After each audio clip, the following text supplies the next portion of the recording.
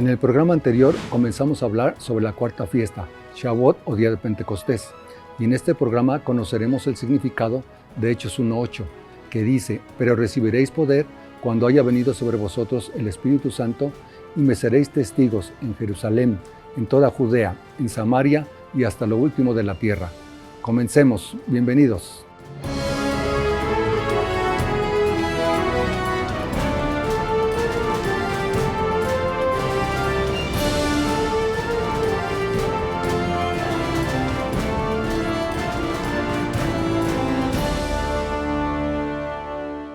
Bienvenidos a su programa Las Raíces Hebreas de Nuestra Fe Cristiana. Saludamos a Liliana hasta Florida. ¿Cómo estás, Liliana? Muy contenta, como siempre, muy animada aquí con todos estos programas que espero que las personas los estén disfrutando. Bien. Liliana, ¿qué pasó ese día de Pentecostés con los apóstoles? Bueno, como vimos en el programa pasado, entender esta fiesta de Shavuot o Pentecostés, Shavuot es el nombre hebreo, nos ayuda a nosotros a entender el contexto total de la escritura, lo que pasó en el día de Pentecostés, que tiene en el libro de los Hechos unos puntos muy importantes que vamos a ver a continuación, y que les pido que ustedes, si tienen a la mano sus Biblias, ustedes abran el texto para que puedan seguir esta enseñanza que les aseguro que va a traer mucha bendición y mucha luz a la enseñanza que nosotros cada día tenemos.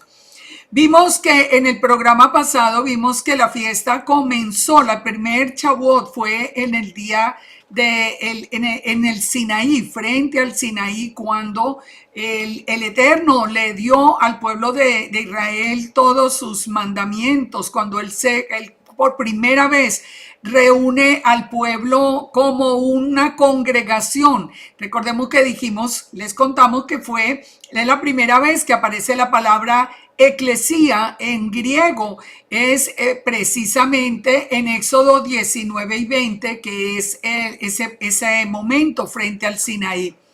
Ahora, pero cuando nosotros estamos estudiando ya el día de Pentecostés en el tiempo de Yeshua, ese Pentecostés de los discípulos, tenemos que entender lo que había, la promesa que se había hecho antes. ¿Por qué? Porque en Hechos 1:4 nos dice la palabra que estando juntos, les mandó, estaban todavía con Yeshua, les mandó que no se fueran de Jerusalén, sino que esperasen la promesa del Padre, la cual les dijo Yeshua: oísteis de mí.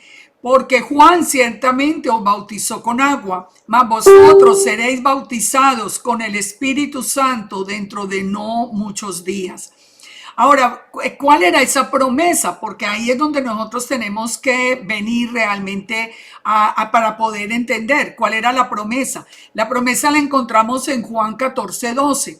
Cuando dice Yeshua, dice: de cierto os digo que el que en mí cree, las obras que yo hago, él hará también, y aún mayores hará, porque voy al Padre.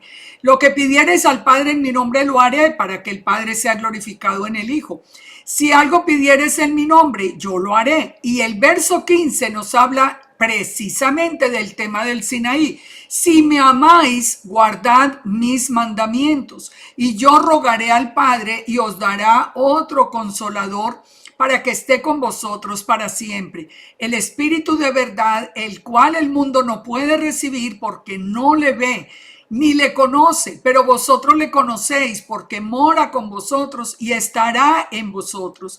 Entonces les dice Yeshua, dice: yo no los dejaré huérfanos, yo vendré a vosotros. Esta promesa de dejar con ellos el espíritu de santidad se antecede con las palabras: si me amáis, guardad mis mandamientos, lo cual nos establece en primer lugar esa relación con el Sinaí. Ahora, si volvemos a Hechos 1:6, él sigue diciendo el verso 6. Entonces los que se habían reunido le preguntaron diciendo: Señor, ¿restaurarás a Israel en este tiempo? Y Yeshua les contestó: no os toca a vosotros saber los tiempos o las sazones que el Padre puso en su sola potestad. Esperemos, aquí hay un punto que yo quiero que reflexionemos en este día, Gerardo, porque esto es muy, parecieran ser unas palabras que se leen, pero que no se les ha dado realmente un estudio profundo. La pregunta: ¿restaurarás el reino a Israel en este tiempo? Es decir, ellos no estaban hablando de comenzar una iglesia gentil, ellos estaban hablando era de la restauración de Israel. Recordemos que frente al Sinaí está el pueblo de Israel, más los egipcios que se habían sumado. Ahora ellos están esperando la promesa y antes de ellos recibir esa promesa, la pregunta es si restaurará, si el reino será restaurado. ¿Qué quiere decir restaurar el reino? Recordemos que Yeshua dijo que él había venido a buscar las ovejas perdidas de la casa de Israel en Mateo 15:24. Él lo dijo: yo vine solamente a buscar las ovejas perdidas de la casa de Israel. Así que, ¿a qué iban? ¿Por qué iban a ser investidos de poder? Leamos el verso 8. Le dice entonces Yeshua: recibiréis poder cuando haya venido sobre vosotros el Espíritu Santo, y me seréis testigos en Jerusalén, en Judea, en Samaria y hasta lo último de la tierra. Y habiendo dicho estas cosas, fue alzado. Ya fue el día de la ascensión. Ahora, pero ¿por qué necesitaban ese poder del Espíritu Santo para ir a llevar el mensaje? Precisamente para la restauración de Israel. Era buscar las ovejas perdidas. Por eso tenían que ir primero a buscar las que estaban alrededor de Jerusalén, en Judea, en Samaria y hasta lo último de la tierra, como realmente se cumplió. Entonces ellos ven la ascensión ya de Yeshua sube, pero faltan 10 días para que llegue el día de Pentecostés. Recordemos que son 50 días después del día de resurrección. Así que ellos sabían que tenían que ir contando día por día, y el día 50 ellos tenían que estar reunidos en el templo, y ese día todo el pueblo, toda la casa de Judá iba a celebrar, como lo celebraría todo Israel. Él iba a celebrar la fiesta de Pentecostés. Ahora ellos después, dice que después de la ascensión de Yeshua, en el verso 12 nos dice que ellos volvieron a Jerusalén desde el monte que se llama el Olivar, el cual está cerca de Jerusalén, camino de un día de reposo. O sea, vuelven a Jerusalén y allí es donde ellos entran al aposento alto. En el aposento alto están todos reunidos y dice que perseveraban unánimes en oración y ruego con las mujeres, con María, la madre de Yeshua, y con sus hermanos. Así que ellos pasaron estos últimos 10 días, los pasaron allí reuniéndose en el aposento alto y preparándose. Cuando nosotros seguimos leyendo el texto, es muy interesante el tema que sigue, porque el tema que sigue en el capítulo 1 pareciera como no tener relación digamos, en lo que nosotros habíamos aprendido, que era la fiesta de Pentecostés. Pareciera no tener relación con el tema, porque Pedro se levanta y Pedro empieza a hablar de las escrituras, o sea, de la confirmación de lo que había pasado en el Tanakh o en el Antiguo Testamento. Por eso dice que Pedro se levantó y les dijo, les dijo a los 120 que estaban allí, les dijo: varones hermanos, era necesario que se cumpliese la escritura, que el Espíritu Santo habló por boca de David acerca de Judas, que fue guía de los que prendieron a Jesús. Y aquí viene un dato que es muy interesante. Aquí nos empieza a hablar que empiezan a hablar de Judas. Judas era contado con nosotros, tenía parte en el ministerio. Con el salario de su iniquidad adquirió un campo y cayendo de cabeza se reventó por la mitad. ¿Cuál es ese campo? Ahí es donde está el punto central. Dice que el verso 19 fue notorio a los habitantes de Jerusalén, de tal manera que aquel campo se llama en su propia lengua Acéldama, que quiere decir campo de sangre, porque está escrito en el libro de los Salmos: sea hecha desierta su habitación y no haya quien more en ella y otro tome su oficio.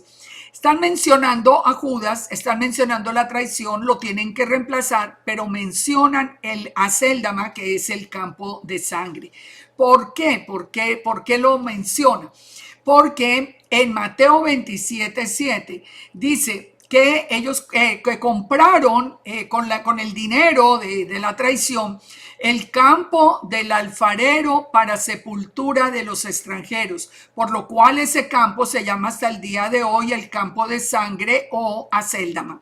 Entonces, ¿qué tiene que ver? Que en todo este proceso de la restauración de Israel, que el campo que compraron con el pago de la traición fue el de sepultura, el campo del alfarero. El campo del alfarero, ¿de qué nos habla? De Jeremías 18:6, cuando el Eterno dice que Él dice, ¿qué puedo yo hacer por vosotros como este alfarero, casa de Israel? Ustedes son como el barro en la mano del alfarero, así sois vosotros en mi mano, oh casa de Israel. Fíjense, no es una coincidencia que el campo que se compra sea representando a la casa de Israel, que va a ser de nuevo, digamos que transformada por las manos del alfarero. Por eso es que este texto, que pareciera no ir como en la secuencia del tiempo, sí tiene una importancia muy importante, una importancia muy grande, porque nosotros sí entendemos que se refiere al volver a traer a la casa de Israel completamente restaurada, porque el alfarero que hace vuelve y vuelve a hacer la vasija de nuevo, que era la promesa del Eterno. Nos dice además que fue nombrado Matías, como decía la misma escritura, que era necesario nombrarle un reemplazo. Ahora, cuando llegó el día de Pentecostés, nos dice muy claro Hechos 2, ellos ya no están en el aposento alto, ellos están en el templo. Vamos a ver cómo es que encontramos ese dato. Dice, cuando llegó el día de Shavuot o Pentecostés, estaban todos unánimes juntos, y de repente vino del cielo un estruendo como de un viento recio que soplaba, el cual llenó toda la casa donde estaban sentados. Allí dice la casa, y por eso siempre pensamos que era el aposento alto. Pero la palabra griega que se utiliza, eso es en la traducción en español, porque la palabra griega es la palabra oikos, que igual aplica a una casa, pero que si ustedes la buscan en la concordancia griega, aplica también a la casa de Dios, al templo. ¿Dónde tenían que estar los discípulos? En el templo. ¿Por qué? Porque la palabra misma, la Torah misma ordena que en el día de Pentecostés, todo Israel tenía que estar en el templo.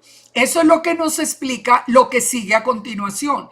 Dice que se aparecieron lenguas repartidas como de fuego, asentándose sobre cada uno de ellos, y todos fueron llenos del Espíritu Santo. Pero ¿quiénes son todos? Los que habían tenido esa relación con Yeshua, todos los 120 que habían allí, no eran solo los 12, los 120 del aposento alto.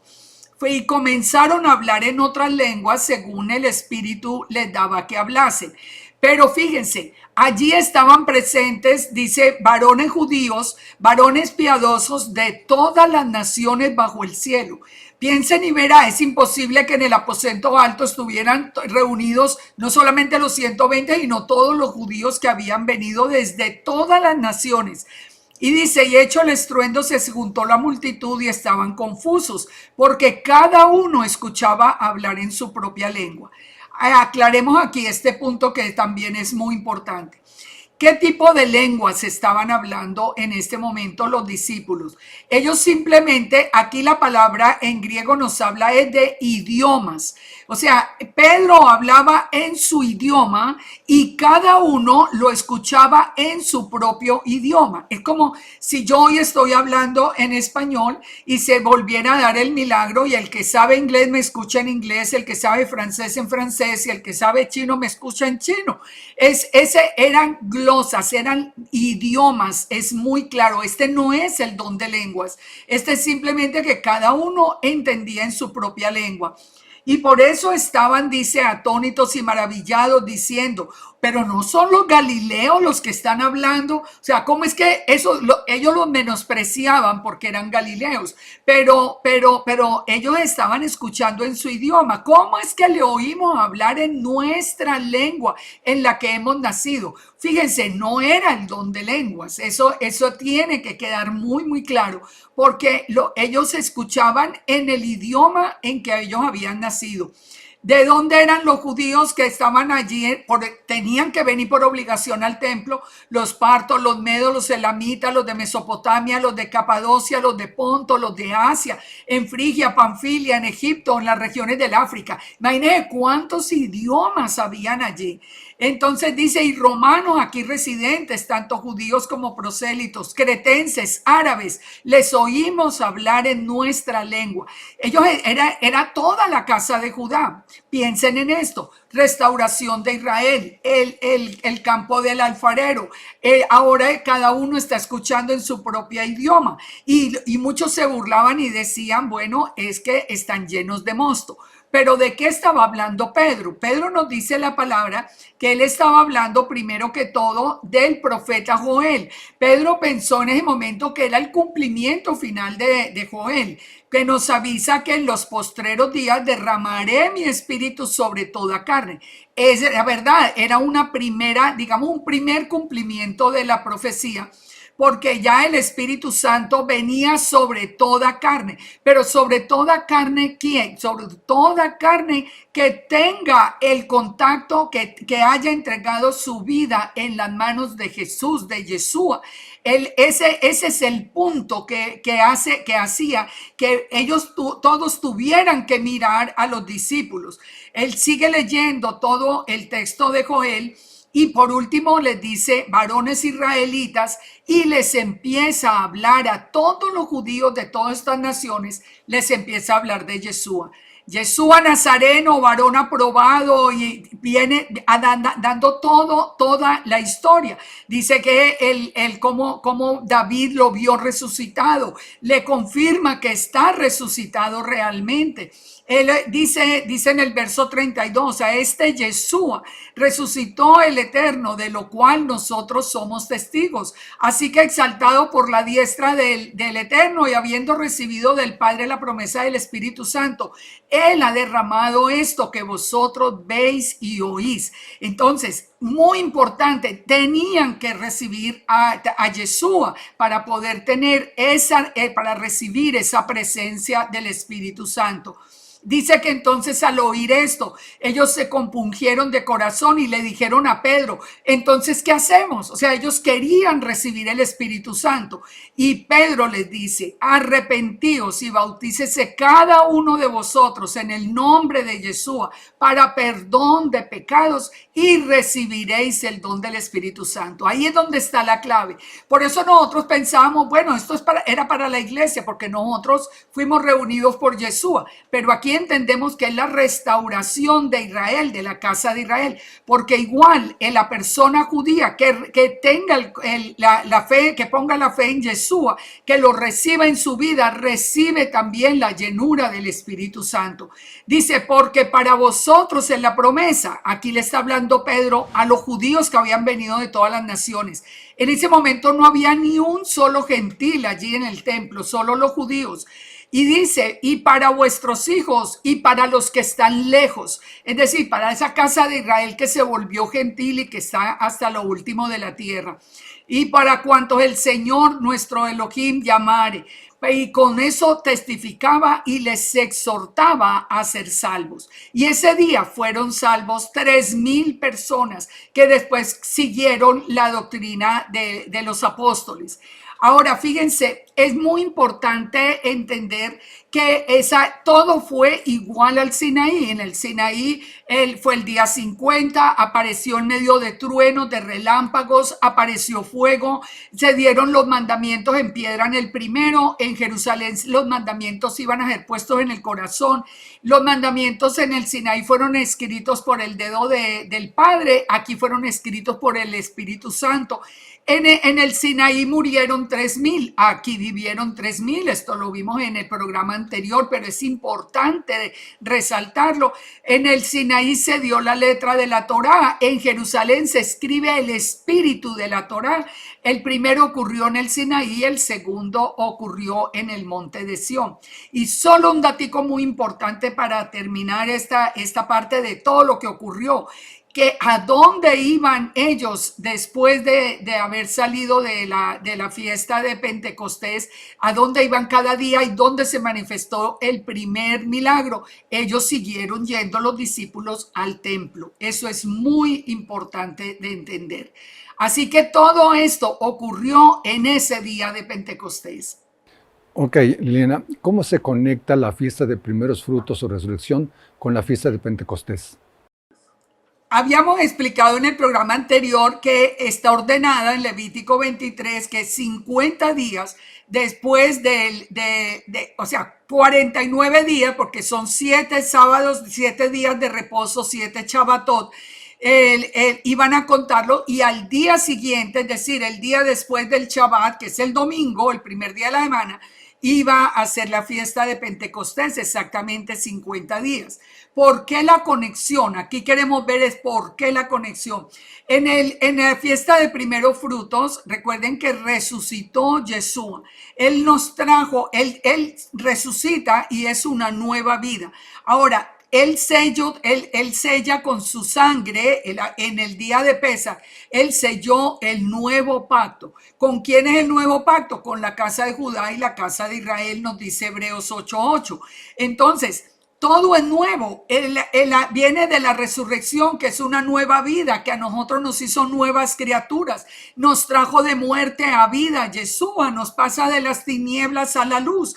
Y por eso en Romanos 8:11 dice, si el espíritu de aquel que levantó a los muertos a Yeshua mora en vosotros, el que levantó de los muertos a Yeshua el Mesías, vivificará vuestros cuerpos mortales por su espíritu. O sea, la conexión es traernos a través a través de la resurrección, de la nueva vida, traernos a la presencia, a la llenura del Espíritu Santo para tener una vida eterna. Bien, ¿encontramos la manifestación del Espíritu Santo en el Antiguo Testamento?